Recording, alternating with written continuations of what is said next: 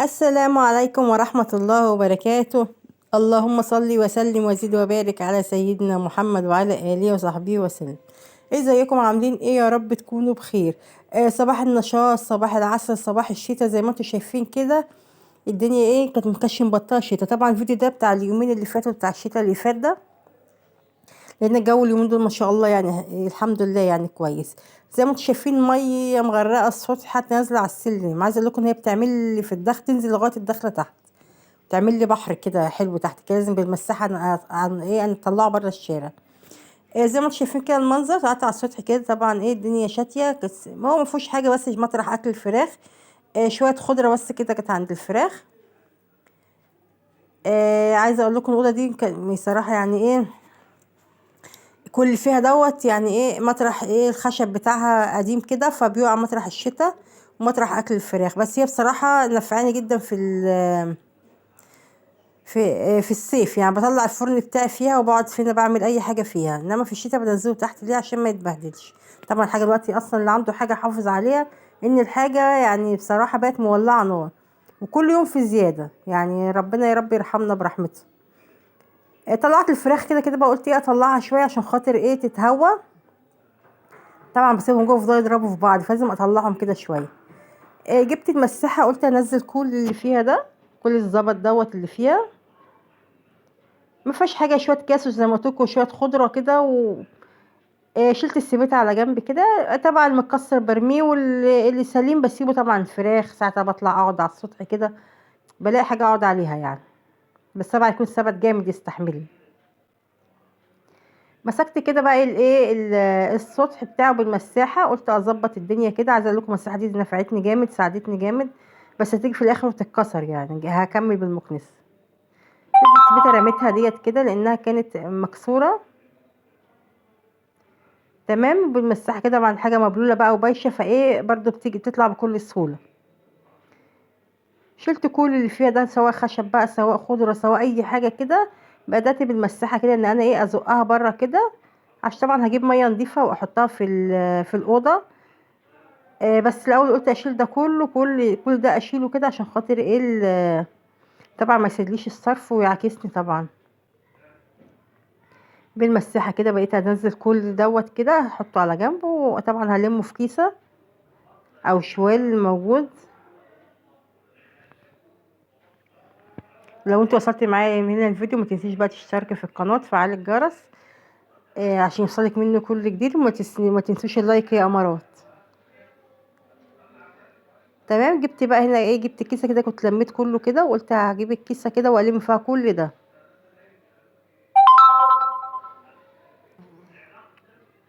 كل ده صفيحه كانت قديمه كده خلاص متكسره وبايظه، حطيتها كده في كيس كبير، ولميت جواها برضو كل الاكياس كل حاجه طالعه كده، لميت حطيت في الكيس كده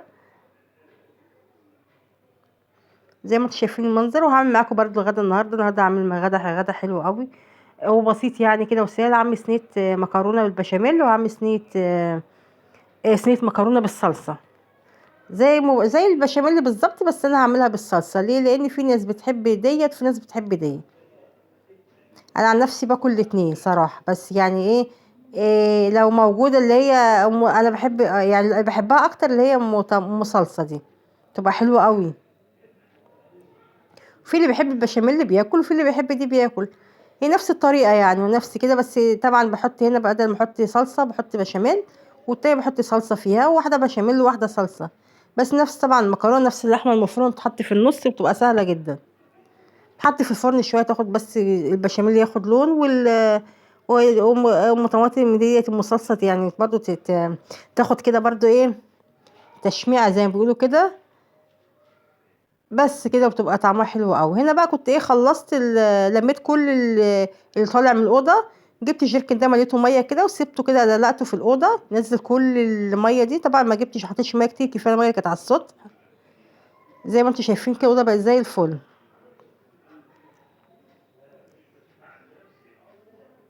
قعدت انزل في الميه كده، طبعا ما بتنزل على الصرف. طبعا زي ما قلت لكم الساحه اتكسرت مني صراحه، كانت مساعده. جبت المكنسه الخشنه دي وقعدت انزل برضو بيها الميه. تمام. كده بقى كنت دخلت بقى على المكان اللي فيه الصرف. برضو طبعا الميه كلها كانت نازله عليه، طبعا ميه مش نضيفه.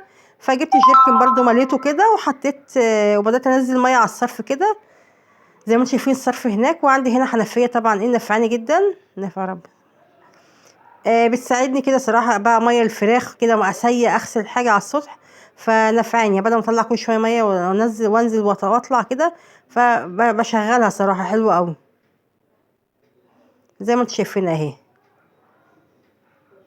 سبتها كده الجيركن يتمشى كوب جيركن ميه تاني. وهنا الاوضه كانت خلصت زي ما قلت لكم، نضفت خالص وكانت خلصت. وهنا الصوص طبعا نضيف مفيهوش حاجه. كده بقى انزل على الغدا بتاعنا. كده كنت خلصت الصوص طبعا كده مكرونه وطماطم ضربها في الخلاط واللحمه المفرومه طبعا مكعب مرق والبصل والتوابل بقى ملح وفلفل اسمر. عندك شويه بابريكا ممكن تحطي. طبعا هنا كنت سلقت المكرونه، ميه غلت طبعا، شويه زيت وشويه ملح، وحطيت مكرونه السلق. وعلى العين التانية بحط بقى اعصج اللحمه المفرومه. طبعا حطيت كميه بصل كويسه حلوه يعني كده، وحطيت عليها طبعا حط عليها اللحمه، فلفل اسمر طبعا والملح، واسيبها مع نفسها كده. كده كانت المكرونه خلاص داخله في السوا، واللحمه برضو حطيتها كده وطيت عليها النار عشان بس كانت فيها حته متلجه تفك كده براحتها. وطبعا هغطيها واسيبها مع نفسها. كده كانت المكرونه بقى اتسلقت. هعمل لها التسبيكه بتاعتها تمام. بصلايه كده صغيره، واحط طبعا عليها الطماطم اول ما تدبل كده معايا تصفر شويه كده. احط عليها الطماطم. طبعا عايز تحطي معلقه الصلصه حطي، بس هي الطماطم بتاعتي كانت حمرا وكانت كويسه يعني. طبعا مكعب المرق ورشه كمون وفلفل اسمر وملح، واي توابل حابه تضيفيها تاني ممكن تحطيها يعني. وهنا بقى كانت حطيت بقى كانت الطماطم اتسبكت وخلصت كده. احط المكرونه بتاعتي كده فوق، احطها من تحت كده، وطبعا احط لحمه مفرومه في النص، واحط بقيه المكرونه من بقيتها من فوق. وطبعا الطماطم على الوش هتشوفوها دلوقتي. عايزه لكم الصينيه دي بتبقى حلوه جدا جدا، طعمها حلو قوي. طبعا احط طماطم ودي اللحمه، وبعد كده احط بقيه المكرونه، وهحط الطماطم من على الوش طبعا. وهعمل بشاميل برضو، وهحطهم الاتنين في الفرن ياخدوا بس كده تاخد لون. ودي بس ان هي بس تتشمع. عايزه احط لكم دلوقتي هحط التسبيكه بتاعتي. طبعا ما بعملهاش ناشفه زي ما بتعملها في الحله، بعملها بس بيبقى فيها شويه يعني تبقى ما تبقاش ماسكه قوي، عشان خاطر بس تنزل في على المكرونه تحت وتديها طعم طبعا حلو. نحطهم في الفرن، وبالهنا والشفا عليكم وعلينا يا رب وعلى اللي هياكل. ولو انت وصلتي معايا لهنا ما تنسيش بقى في اللايك والاشتراك وتفعيل الجرس عشان يوصلك مني كل جديد. زي ما انتم شايفين كده بقى كنت خلصت كده. حطيت حبه زودي تاني. والسلام عليكم ورحمه الله وبركاته.